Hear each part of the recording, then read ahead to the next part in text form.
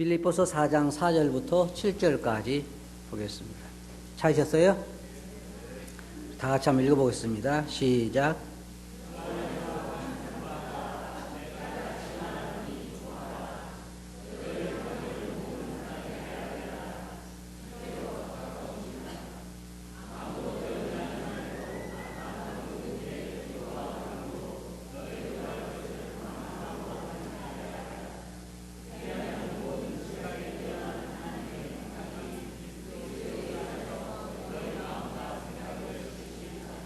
네, 감사합니다. 오늘은 항상 기뻐하라라는 주제를 가지고 말씀을 드리겠습니다.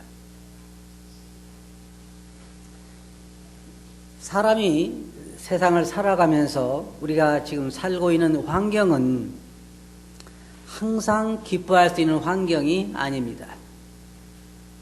제가 그 전에 미국에 맨 처음 갔을 때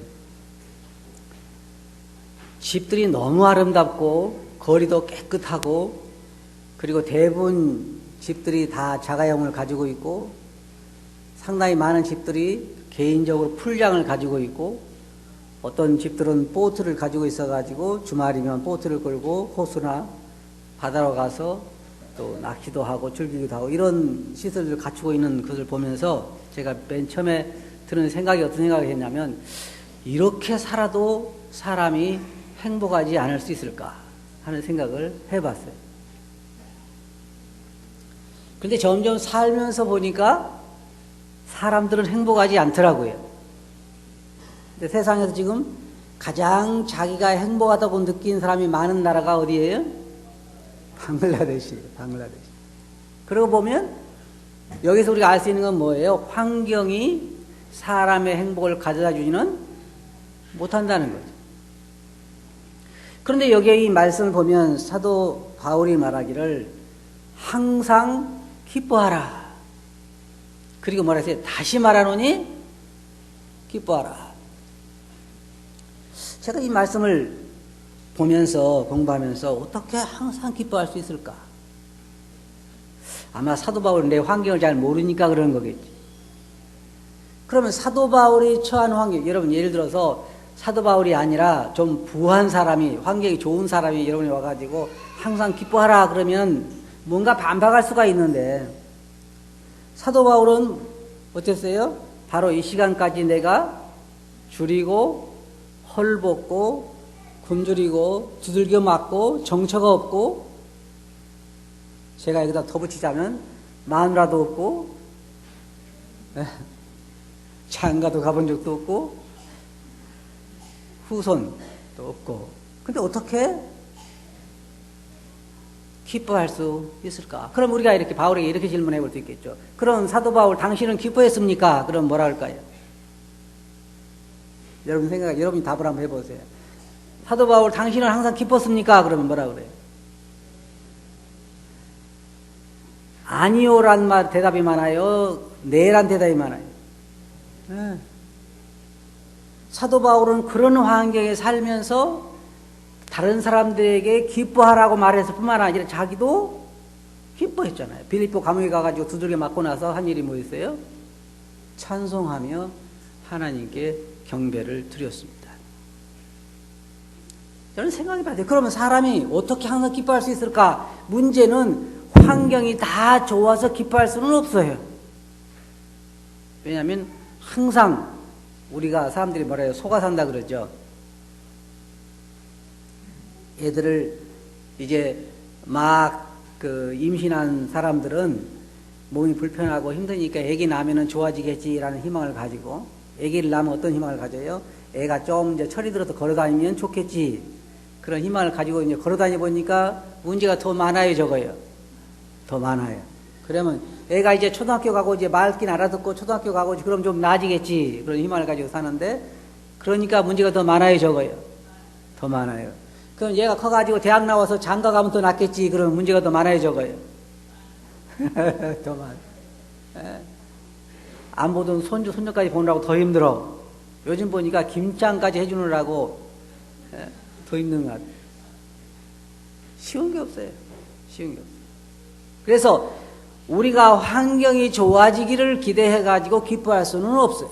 그 문제는 제가 가만히 말씀을 생각해 보니까 딱 한 가지 방법은 있어요. 그게 뭐냐면 내가 가지고 있는 이 어려움보다 더 큰 어떤 기쁨이 오면 이것을 이길 수가 있습니다. 예를 들어서 여러분들이 오늘 교회 오시느라고 차를 새로 빼가지고 탁 왔는데 집회 끝나고 나가보니까 누가 못으로 쫙 그어놨어. 그러면 기뻐요? 슬퍼요? 마음이 굉장히 아프죠? 근데 핸드폰에서 문자가 왔습니다라는 소식이 들려서 핸드폰 보니까 당신이 산 복권이 당첨됐습니다. 그러면 그 그어놓은 아픔도 이길 수가 있죠. 그러니까 결론은 뭐냐면 우리가 당하고 있는 어려움보다 더 큰 어떤 기쁨의 요소가 있으면 그것을 이길 수가 있다는 거예요. 맞아요? 그러니까 사도 바울이 여기에서 우리들에게 한 얘기는 뭐냐면 항상 기뻐하라고 한 얘기는 뭐냐면 그 환경이 우리가 좋아져서 기뻐하라는 얘기는 아니에요. 더 나은 것들이 있으니까 기뻐하라는 거예요. 그리스도인들에게는 더 나은 것이 있으니까 기뻐하라는 거예요. 사도 바울이 이렇게 말하는 건 굉장히 강하게 얘기한 거예요. 내가 너에게 말하노니 기뻐하라. 다시 말하지만 기뻐하라. 우리가 사는 환경은 그렇게 기뻐할 수 있는 환경이 아니에요. 자식을 키우는데 자식이 항상 건강에 좋지 않은 부모도 있고 또 아이들이 학교 가서 시험을 치고 오는데 항상 점수가 다른 아이들에 비해서 그렇게 좋지 않은 부모도 있고 또 사업이라든지 직장이라든지 이런 것들을 다른 사람과 비교할 때 그렇게 기뻐할 수 없는 환경에 계신 분들이 많지만 더 특별히 그리스도인으로서 세상을 살아가는데 어려움들이 많지만 그러나 그 가운데서 우리가 기뻐할 수 있는 것은 그 모든 어려움을 상쇄할 만한 다른 어떤 기쁨의 요소가 우리들에게 있어야 한다는 거죠. 그래서 여기 보면 우리의 환경을 보면 기뻐할 수는 없어요. 아무리 우리가 환경이 좋아진다 해도 기뻐할 수 없는 게 뭐냐면 항상 다른 사람들이 우리보다 더 좋아지니까. 이게 문제는. 그래서 이 경쟁 사회에 있어서 내가 다른 사람보다 더 우위에 있기 위해서는 부단히 경쟁하지 않으면 안 되는데 그것이 우리를 피곤하게 만드는 거죠. 이 사도 바울의 이 말씀을 보면 주 안에서 항상 기뻐하라. 그러면 어때요? 언제부터 언제까지 기뻐해야 되는 거예요? 항상 기뻐하라 그러면. 일어나서부터 저녁까지 항상 기뻐해야 돼. 꿈속에서도 사실은 기뻐해야 되고. 그런데 항상 기뻐하려고 하면 아침에 일어나서부터 우리가 즐거운 표정으로 일어나야 되고 기뻐해야 되고 늘 기뻐해야 하잖아요. 자매님들이 아침에 설거지하다가 그 귀한 그릇 하나 떨어져서 깨졌다 그래도 기뻐해야 되고 어떻게 기뻐해야 할까요? 아 기쁘다 그래요. 깨져도 그런 어떤 깨진 자체를 생각하면 기뻐할 일이 아니지만 그러나 그 외에 다른 걸 생각하면 기뻐할 수 있어야 된다. 그러니까 사도 바울이 말하는 것처럼 우리의 생각이 항상 이 땅에 머물러서는 기뻐할 수가 없어요. 이 세상의 현실에 머물러서는 기뻐할 수가 없어요. 그래 우리의 생각, 사도 바울이 말하기를 위의 걸 생각하고 땅의 것을 생각하지 말라고 얘기한 거예요. 왜? 우리의 생각이 하늘나라에 머물러 있으면 이 땅에 머물러 있지 않게 되므로 우리가 기뻐할 수 있다고 하는 거예요. 사도 바울이 즐거워할 수 있는 이유 중에 하나가 뭐냐면 그의 생각이, 그의 마음이 하늘에 있었기 때문이에요. 그 보면 첫째로 우리가 기뻐할 수 있는 이유, 그것은 우리가 삶의 현장에서 주님의 임재하심을 체험할 때 기뻐할 수 있어요. 사도 바울이 그 어려운 가운데서도 기뻐할 수 있었던 것은 주님이 늘 함께 계셔서 주님의 위로를 자기가 체험했기 때문에 사도 바울이 그랬잖아요. 내게 환난이 넘친 것처럼 위로도 넘친도다. 제가 성도 집회하면서 성도들에게 그런 얘기를 해봤어요. 환란을 많이 겪으면서 주님으로부터 위로를 많이 받는 건 나으냐, 환란이 하나도 없고 위로도 없는 게 나으냐. 그럼 어느 게 나아요? 내가 여러 가지 어려움이 많지만 늘 주님이 많이 위로해 주신 걸 체험하면서 사는 사람하고 그냥 위로도 없고 환란도 없는 평범한 삶을 사는 거하고 어느 것이 더 나을 것 같아요? 여러분들은 아마 위로도 없고 평범한 삶을 사는 게 좋을지 모르지만 그게 좋은 삶이 아니에요. 사도 바울은 늘 주님으로 인하여 위로와 격려를 받잖아요. 그래서 사도 바울은 그 어려운 가운데 헐벗고 굶주리고 정체도 없고 두들겨 맞고 하는 그런 삶을 살았지만은 왜 기뻐했냐면은 주님이 거기에 함께 계시기 때문에 주님의 임재하심을 체험했기 때문에 기뻐할 수 있었던 거예요. 그것이 우리가 기뻐할 수 있는 이유 중에 하나입니다. 그 다음에 또 한 가지 사도 바울이 기뻐할 수 있었던 이유 중에 하나가 뭐냐면 우리가 기뻐할 수 있는 이유 중에 하나가 뭐냐면 우리의 소망을 생각하는 거예요. 지금 우리가 오늘 예배 드릴 때 우리의 소망 대신 그리스도를 이야기했는데 소망이 뭐예요? 앞으로 우리가 받게 될 하나님의 약속들, 그것을 우리는 소망이다 그렇게 말하는 거죠. 그걸 생각하면 우리의 소망은 살아있는 소망이라고 이야기하는데 왜냐하면 그것이 현실적으로 우리 것이 될 것이기 때문에 그런 거예요.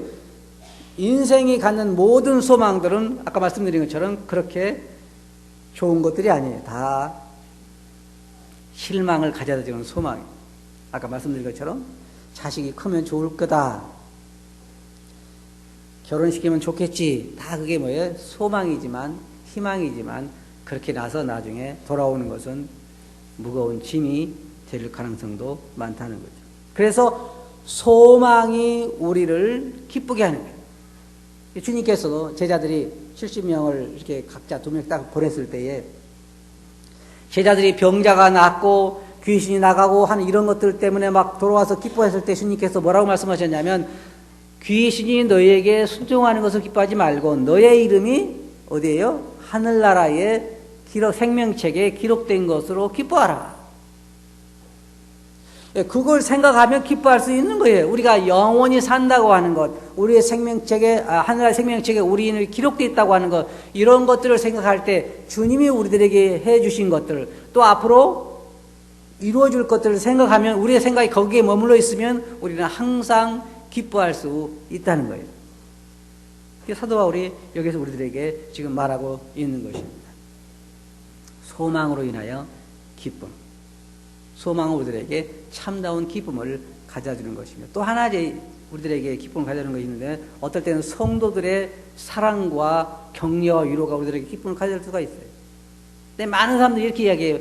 형제 자매들 때문에 더 힘들다. 그럼 뭘 못 얻는다는 거예요? 격려와 위로와 참 이 도움을 받지 못한다는 거죠.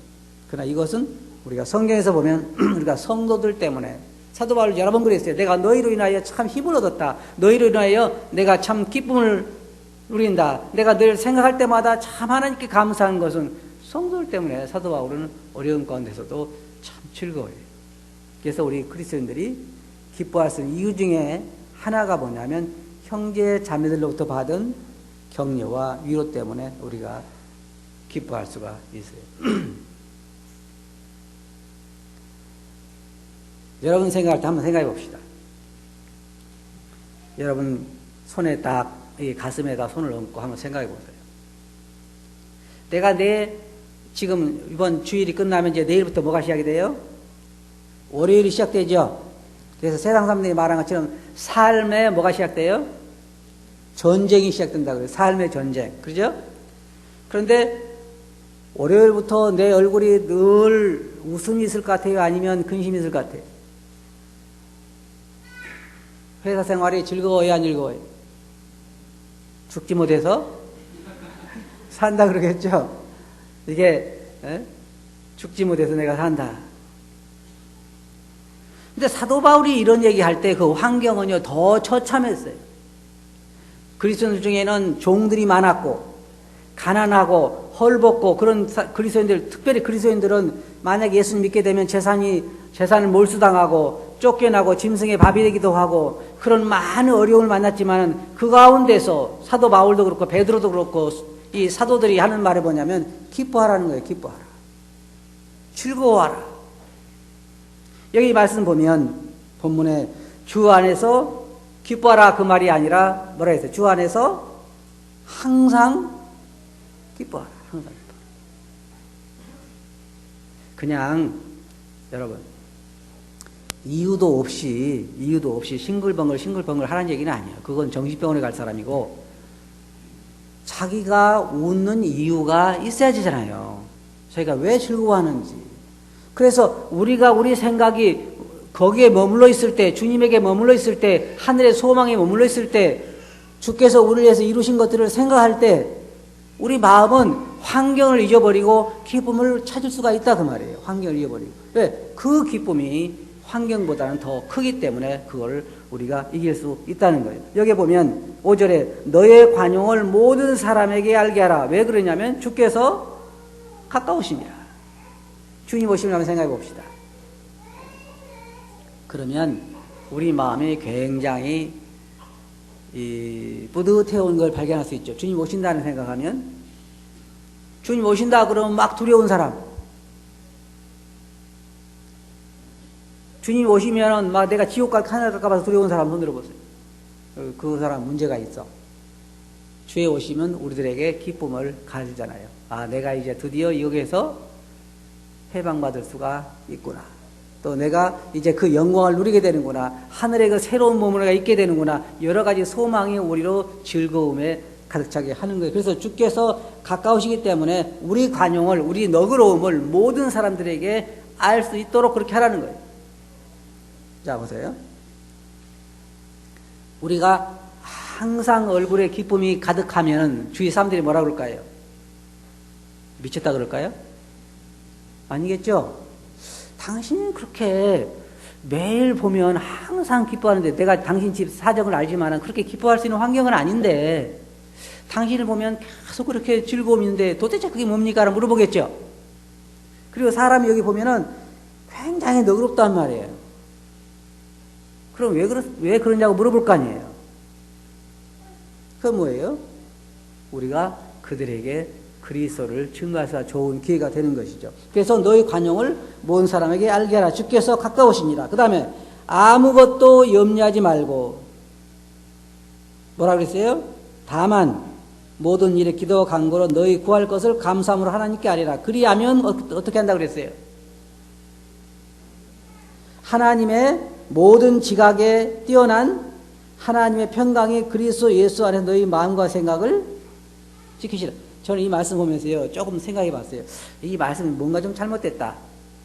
왜 잘못됐냐면, 제가 말씀이 잘못됐다는 게 아니라 내가 원하는 말씀은 이렇게 했으면 좋겠어요. 아무것도 염려하지 말고 다만 모든 일에 기도와 간구로 너희 구할 것을 감사하며 하나님께 아뢰라. 그리하면 모든 것이 가능하신 하나님께서 네가 구한 대로 주시리라. 그러면 더 좋겠는데 그렇게 안 하고 구하는 건 주신다는 얘기는 없고 뭘 한다고 그랬어요? 마음과 생각을 지키시리라. 그럼 우리의 참다운 평안은 어디서 와요? 우리 마음과 생각에서 와요. 주님이 주신 하나님의 평강이 우리 마음과 생각을 지키신다는 거예요. 지킨다. 그럼 어때요? 우리 마음과 생각이 하나님의 평안이 우리를 주장하고 있으면 우리는 항상 기뻐할 수가 있게 되는 것이죠. 성경에 보면 사도 바울이 다른 데서 이렇게 이야기해요. 데살로니가 전서에서 이렇게 이야기했어요. 항상 기뻐하라.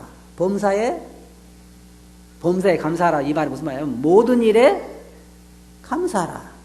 쉬지 말고 기도하라. 이것이 너희를 향하신 하나님의 뜻이니라. 그럼 봅시다. 두 가지. 항상 기뻐하라. 이거 사도 바울이 여러 곳에서 얘기한 거예요. 항상 기뻐하라. 그 다음에 범사에 감사하라. 그러면 매사에 감사해야 되겠죠. 별로 감이 오지 않아요? 그래, 맨날 우리는 뭐에 익숙하냐면 하나님 도대체 어떻게 내게 이럴 수 있습니까? 이거 익숙하기 때문에 왜 내 아들만 공부를 못해야 됩니까? 뭐 왜 우리는 이렇게 직장이 안 좋습니까? 왜 우리는 사업이 안 됩니까? 뭐 이런 여러 가지 것에 너무 익숙해 있어가지고 하나님께 그냥 불평만 많이 하던 것에 익숙해 있기 때문에 매사에 감사라는 말은 조금 낯익어요? 낯익지 않아요? 한번 해보세요. 한번 해보세요. 성경에는 너에게 먹을 것과 입을 것이 있으면 족한 줄 알라 그렇게 말하고 있습니다. 근데 우리의 생각이 제가 말씀드린 거 우리의 생각이 하나님께서 나에 대해서 어떤 걸 이루셨는가를 생각하면 감사하지 않을 수가 없어요. 그리고 하나님께서 앞으로 나를 위해서 뭘 해주실 것인가 생각하면 감사하지 않을 수가 없단 말이에요. 기뻐하지 않을 수가 없는 거예요. 다시 한마디로 말하면 우리의 생각이 하늘에 머물러 있어야 돼요. 하늘에. 주님께서 약속하신 것 하늘에 머물러 있어야 이 모든 것이 가능한 거예요. 우리 눈이 항상 땅을 바라보고 있으면 절대로 기뻐할 수 없어요. 절대로 감사할 수 없고. 왜냐하면 절대로 만족하지 않아요. 항상 우리는 다른 사람과 비교해서 우리의 마음의 기쁨이나 평안을 누리기 때문에 인간적인 방법은 그러해요. 그러나 그리스도의 방법은 뭐냐면 하나님이 주신 평안이 내 마음을 주장하도록 하는 거예요. 사도 바울은 저는 위의 걸 생각하고 땅의 것을 생각하지 않은 거예요. 사실은 이번 제가 한 가지 숙제를 드릴게요. 여러분들에게 숙제를 드릴 테니까 꼭 해오시기 바랍니다. 이제 여러분 오늘 즐거운 날이죠. 공부가 끝난 날이 최고 즐거운 날일 거예요. 아마 제일 즐거운 사람들이 축구하는 사람들이 제일 즐거울 거고. 그런데 숙제를 다시 드릴게요. 하나 해보세요. 월요일부터 하나님께서 여러분에게 해주신 것들을 하나하나 적어보세요. 생각해보시라. 여러분이 주신 것, 여러분 앞으로 해주실 것까지 하나하나 적어보세요. 그러면 그것을 생각해보면 여러분 마음이 점점 불평해서 감사로 변하게 될 거고 우울함에서 기쁨으로 변하게 될 거고 또한 즐거움으로 변하게 될 거예요. 사실은 저도 이제 나이를 점점 먹으면서 신앙생활 해가면서 제 기도 생활이요 옛날과 많이 달라진 게 뭐냐면 기도의 한 60, 70%는 감사가 차지하는 것 같아요. 왜냐하면 점점 갈 날이 가까우니까 이제 달라는 것보다는 해준 게 많잖아요. 해주신 게 많고 첫째로는 갈 날이 가까우니까 해주신 게 많고 앞으로 해주실 것도 많고 이거 생각하니까 구하는 것보다는 감사가 훨씬 더 기도 생활이 많이 차지하고 있어요. 사도 바울이 원하는 게 뭐냐면 바로 그러한 거죠. 우리에게 주신 하나님의 은혜, 우리에게 해주실 하나님의 그 모든 약속들, 자기 이름을 걸고 맹세하신 하나님의 약속들을 생각하면 우리가 기뻐할 수 있어요. 위의 걸 생각하고 땅의 걸 생각지 않으면 기뻐할 수 있어요. 세상에는 참다운 기쁨이 없어요. 사도 바울이 말하는 거 이렇게 보면 다시 한번 이 본문 말씀을 보면 주 안에서 항상 기뻐하라. 언제든지 항상 기뻐하라. 내가 다시 말하노니 기뻐하라.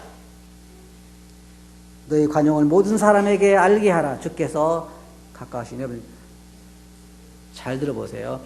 예수 그리스도의 오심이 아주 임박했다는 것이 요즘 일어나는 현상들이 그래요.